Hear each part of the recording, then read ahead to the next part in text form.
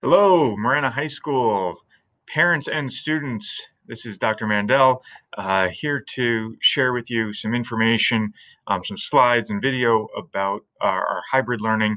The date today is October 9th, so sending you off on fall break, hopefully with some information. Today, we're going to talk about the basics of the hybrid schedule, the structure of a daily lesson, some features of attendance, some mitigation efforts, and some reminders.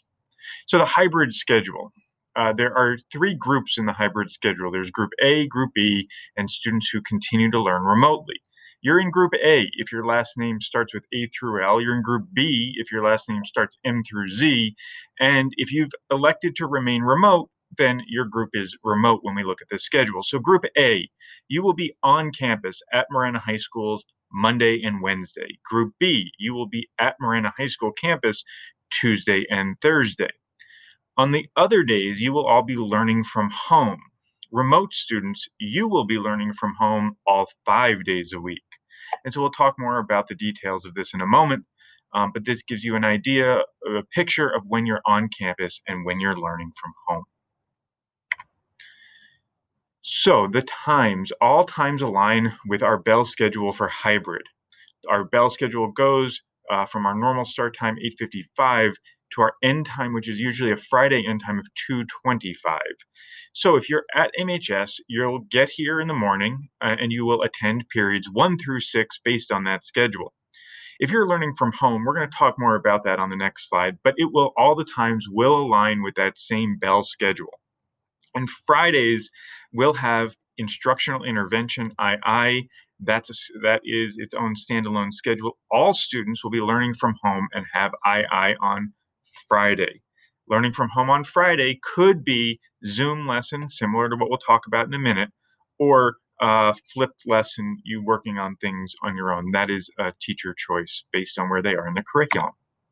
So what does it mean to learn from home? You will attend all classes via Zoom based on the following expectations.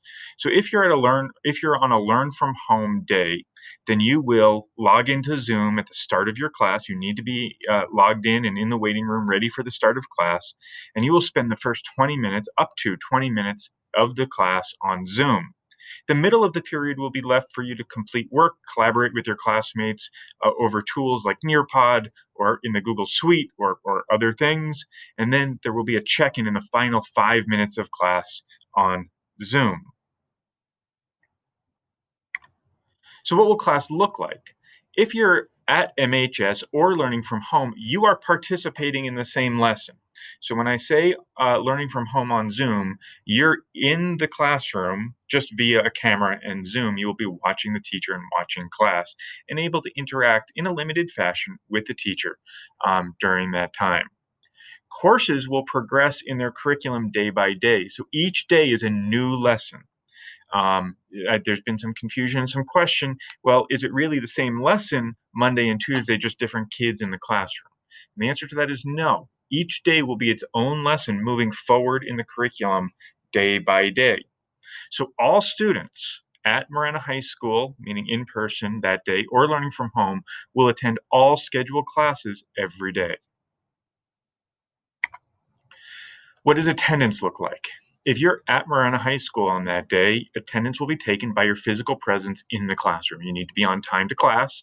Teachers will take your attendance and mark you present or absent based on whether you're in class. If you're learning from home, it's very much like it is right now.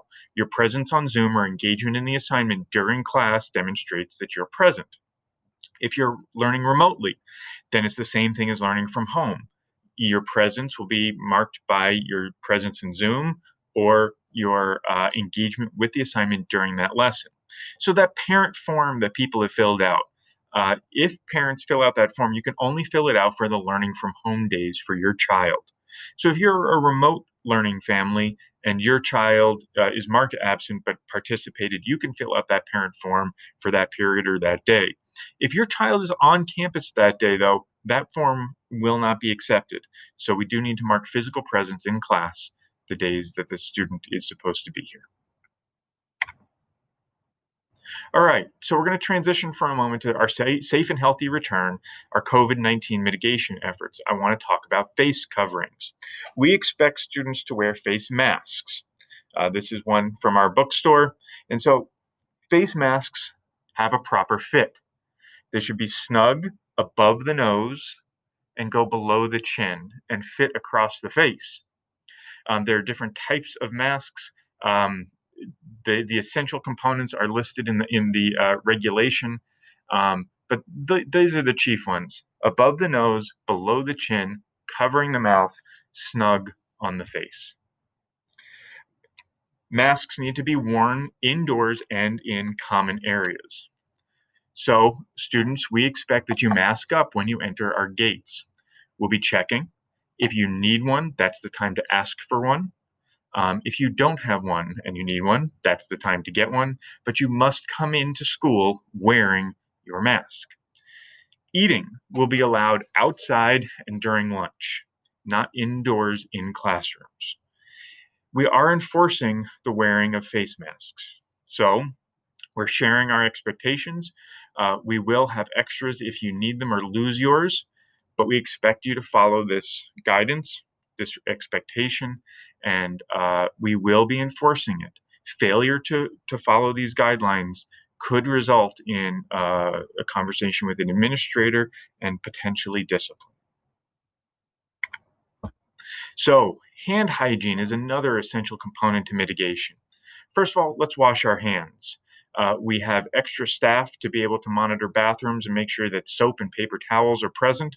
I know that's always a concern in our limited bathroom space. Hand sanitizer will be throughout campus. We have hand sanitizer stations outdoors with large buckets of hand sanitizer, and every classroom has several hand sanitizer bottles available. So we want you to gel in and gel out. When you enter a room, hand sanitize. When you're about to leave, hand sanitize. And also use your own items, right? Sharing means that we're touching things, and we want to avoid that as much as possible. So we're not going to share items. The other mitigation effort that's important is physical distance. So we urge you to keep 6 feet away from each other. Now, on our campus and in life, that's not always possible. So we want to urge it. We have things in place to help you with that, but we want to make sure that you're keeping your distance as much as possible. So what does this mean about like high school, touching, hugging, high-fiving, these sorts of things? We highly discourage that. We will remind you not to do it. It is a not safe practice to be hugging and high-fiving. That aids the transmission of any potential infectious material. Lunch. Lunch will change slightly. We have two lunches to reduce the number of students who are out, that blue and gold lunch. Please make sure you understand that in the bell schedule. And in the cafeteria, there will be an entrance and an exit specified by signs on the door. We expect you to follow those and enter doors, exit through exit doors. Lunch will be all grab and go. So in the cafeteria, there is a station set up on the east side for you to pick up your meals if you get meals in the cafeteria. We've also arranged the cafeteria so that there is distancing. Students, we ask that you not move the chairs around and help us to help you keep your distance. In classrooms, our classrooms are being organized to provide as much physical distance as we can, knowing that we have a hybrid, reduced number of students in the classroom. That helps right now, but not always 6 feet apart.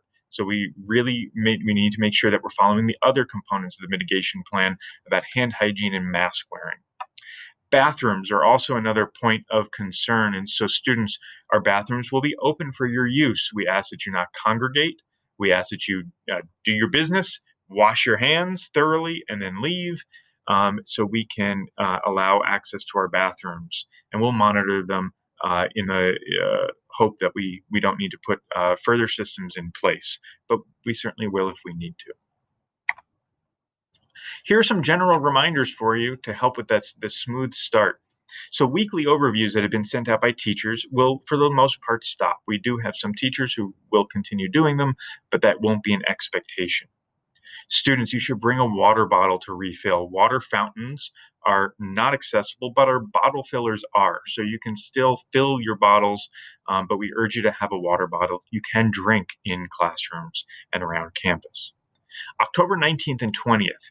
If you're learning at home on those days, whether you're on your off day for remote or for hybrid, or you're a remote student, you're going to be engaged in a flipped lesson. You will not be zooming on the 19th and 20th, and this is to allow teachers to focus on the routines in their classrooms and to get those set up. 2:25 to 5 p.m. Monday through Thursday. If you're a student who's on campus that day, so you're a group A student Monday, Wednesday, group B student Tuesday, Thursday, there's tutoring available after school. And so you may stay after school and ride the activity bus. The other thing that I'm going to ask that you do is to review the student parking and the parent drop off pickup procedures. We've changed those knowing that we might have more traffic, and we want to make sure that we avoid crashes and accidents as much as possible and have a safe environment. All right, Marana Tigers, I can't wait to see those of you who are in groups A and B on campus October 19th and 20th. Students who are learning remotely, I miss seeing you, and I wish you the best as you continue your remote learning. And we're all here as Marana Tigers, waiting for for things to continue to improve in our community. And soon, I hope that we will all be back together at Marana High School. Have a great fall break, and see you on the 19th.